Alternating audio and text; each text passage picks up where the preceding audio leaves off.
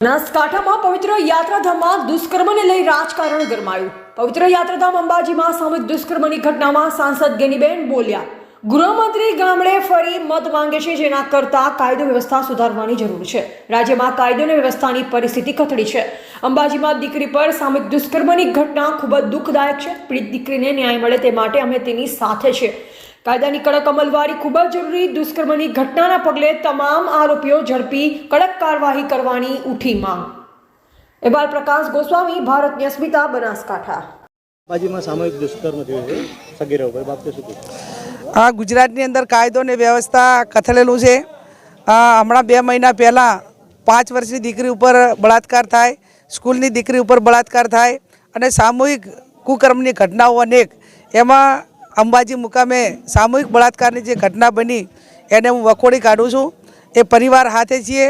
એ દીકરીને ભગવાન એના ઉપર જે દુઃખ આવ્યું છે એ દુઃખ ક્યાંક ને ક્યાંક એ કાયદો ને વ્યવસ્થા કથળવાના કારણે આવ્યું છે। ત્યારે અત્યારે ખરાબ કામ કે કુકર્મ કરવાવાળાને પોલીસનો કે સરકારનો કોઈ ભય રહ્યો નથી।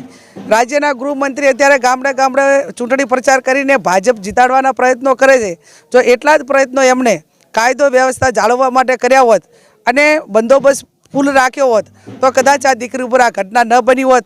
હું મા જગદંબા અંબાજીને પ્રાર્થના કરું કે જ્યાં 51 શક્તિપીઠ બિરાજમાન હોય ત્યાં મા જગદંબા બેન દીકરીઓનું રક્ષા કરે અને જે દીકરી આ ઘટના બની અને કુકર્મની જે એની સાથે જે ઘટના બની છે એની સાથે અમારી સહાનુભૂતિ એની સાથે છે। જે આરોપીઓ હોય અને જે આ કેસની અંદર સંડોવાયેલા હોય એમને વહેલામાં વહેલા પોલીસ પકડીને જેલના હવાલે કરે અને જે બંધારણીય પ્રમાણે એને જે સજા કરવાની હોય સજા કરે। અને રાજ્યના ગૃહમંત્રી ચૂંટણી પ્રચાર કરવાને બદલે આ બેન દીકરીઓ પર જે અત્યાચારો થઈ રહ્યા છે એ અત્યાચારો રોકવા માટે પોલીસને આદેશ આપીને આરોપીઓને ઝડપી પકડવાનું કામ કરે।